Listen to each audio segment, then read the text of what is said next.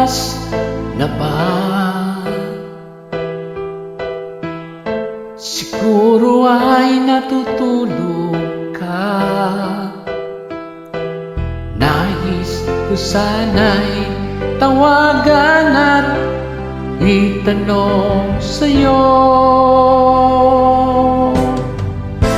laman ba ko ng isip mo?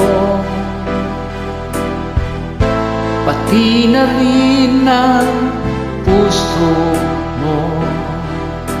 Alam mo ba, ako'y nahihilot, nalilito sa sinabi mo na mahal mo rin ako.